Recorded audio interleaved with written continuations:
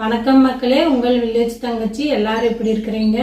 நம்ம வீடியோலைங்க கிராமத்து சுவையில் மொட்டுக்கீரை கடையில் எப்படி செய்கிறதுன்னு வாங்க பார்க்கலாம். பாருங்கள், இதுதான் மொட்டுக்கீரைன்னு பெரியவங்க சொல்லுவாங்க. இது ஒரு 2 கைப்பிடி பொரிச்சுக்கிறேங்க.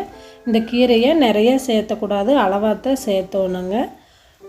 எனக்கு இந்த கீரை மொட்டுக்கீரைன்னு தான் தெரியும். உங்களுக்கு என்ன கீரைன்னு தெரிஞ்சால் கமெண்ட்டில் சொல்லுங்கள். இந்த மொட்டுக்கீரைங்க எல்லா கீரையோடையுமே சேர்த்து கடையிலாங்க. இன்றைக்கி நான் தண்டங்கீரை கூட சேர்த்து கடைய போகிறேங்க.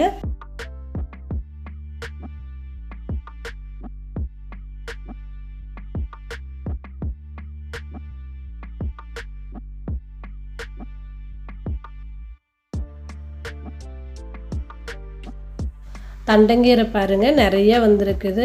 இப்போ தாங்க இளங்கீரையாக இருக்குது. இதையே பொரிச்சு எடுத்துக்கலாம்.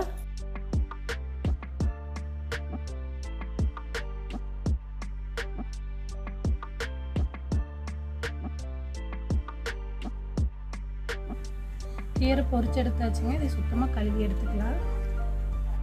நல்லா அகலமான குண்டாலியோ இல்லாட்டி இது மாதிரி பக்கெட்டி இருந்தாங்க கீரையை போட்டு ஒரு 2-3 தடவை நல்லா கழுவி எடுத்துக்கலாம். கீரையில் பின்னாடி பார்த்திங்கன்னா ஒரு சில கீரையில் பூச்சிக்கூடு இருக்குது. அதெல்லாம் சுத்தம் பண்ணி எடுத்துருவோன்னு.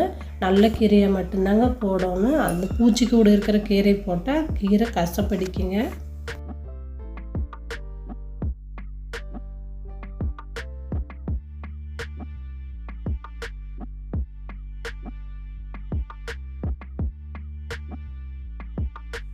கீரை கடையிறதுக்கு 3 செம்பு தண்ணி ஊற்றிக்கலாம். மண்சட்டியில் கீரை கடைஞ்சால் சாப்பிட்றதுக்கு ரொம்பவுமே ருசியாக இருக்குங்க. பச்சை மிளகா 10 எடுத்துருக்கேன், அதையும் சேர்த்திக்கலாம். கீரைக்கு காரமாக இருந்தாங்க சாப்பிட்றதுக்கு ரொம்ப நல்லா இருக்குங்க. உங்களுக்கு எவ்வளோ காரம் வேணுமோ அந்த அளவுக்கு சேர்த்திக்கோங்க. இது கூடயே 10 பல் பூண்டு சேர்த்திக்கலாம். முட்டுக்கீரை போடுறதுனால நான் 2 தக்காளி பழம் சேர்த்துறேங்க. வேறு கீரைனா 1 தக்காளி பழம் போட்டால் மட்டும் போதுங்க. இது கூடயே 1 ஸ்பூன் சீரகம் சேர்த்திக்கலாம். மூடி வச்சிடலாங்க. தண்ணி நல்லா கொதிக்கிட்டு பார்க்கலாம். மூடியை திறந்துக்கலாம். தண்ணி நல்லா கொதிக்குதுங்க. கீரையை போட்டுக்கலாம். மொட்டுக்கீரையை தனியாக நம்ம செஞ்சு சாப்பிட முடியாதுங்க. அதனால எந்த கீரை கூட வேணாலும் சேர்த்தி கடைஞ்சிக்கலாம். நான் இன்றைக்கி தண்டங்கீரை கூட சேர்த்திருக்கிறேங்க. இது நல்லா கலக்கி விட்டு மூடி வச்சிடலாங்க. கீரையை ரொம்ப நேரம் வேகக்கூடாதுங்க. ஒரு 5 நிமிஷம் மட்டும் வேகட்டுங்க. கீரை கடுத்து போயிடும். பார்க்கலாம்.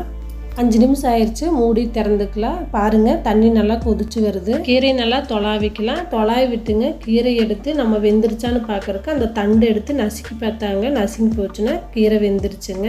இப்போ தண்ணி வடிச்சுக்கலாம். கீரையை சுத்தமாக தண்ணி வடித்து எடுத்து வச்சுருக்கேன். இப்போ தாளித்து விட்டுக்கலாம். அடுப்பில் கடாய் வச்சுருக்கேன். 3 ஸ்பூன் எண்ணெய் சேர்த்திக்கலாம். எண்ணெய் காஞ்சிருச்சு. 1/2 ஸ்பூன் கடுகு சேர்த்திக்கலாம். கடுகு நல்லா பொரியுதுங்க. நான் 2 ஸ்பூன் சீரகம் சேர்த்துறேன். கீரைக்கெல்லாங்க சீரகம் சேர்த்தி போகிற அளவுக்கு கீரை ரொம்பவுமே டேஸ்ட்டாக இருக்குங்க. சின்ன வெங்காயம் ஒரு 100 கிராம் எடுத்துருக்குறேங்க. ரவுண்டு ஷேப்பில் 2ஆக கட் பண்ணி வச்சுருக்கிறேன். அது கூடயே கொஞ்சமாக கருவேப்பிலை தழை சேர்த்து நல்லா வதக்கி விட்டுக்கலாம். கீரைக்கு சின்ன வெங்காயம் சேர்த்துனா தான் நல்லாயிருக்கு. பெரிய வெங்காயம் சேர்த்தக்கூடாதுங்க. வெங்காயம் நல்லா செவக்க வதக்கியாச்சுங்க. இது எடுத்து கீரையில் கொட்டிக்கலாம். இது கூடயே 1 ஸ்பூன் கல்லுப்பு சேர்த்திக்கலாம். கீரைக்கெல்லாம் பச்சை தண்ணி ஊற்றி தான் கீரை கடையணுங்க. சுடு தண்ணி ஊற்றி கீரை கடையக்கூடாது. இப்போ கீரை கடைஞ்சி எடுத்துக்கலாம். கீரையை இந்த அளவுக்கு கடைஞ்சாச்சுங்க. இது கூட நம்ம தேங்காய் சேர்த்திக்கலாம்.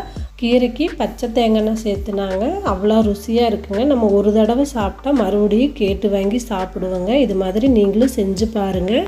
கீரை கடையில் ரெடி ஆயிடுச்சுங்க. சாப்பிட்டு பார்த்தலாம்.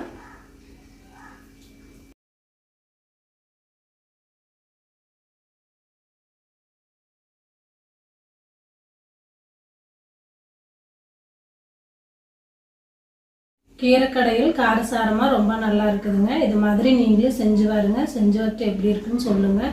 இந்த வீடியோ உங்களுக்கு பிடிச்சிருக்குன்னு நினைக்கிறேன். லைக் பண்ணுங்கள், ஷேர் பண்ணுங்கள், கமெண்ட் பண்ணுங்கள், சப்ஸ்கிரைப் பண்ணி பக்கத்தில் இருக்கிற பெல் பட்டன் அமுக்குங்க. நன்றி.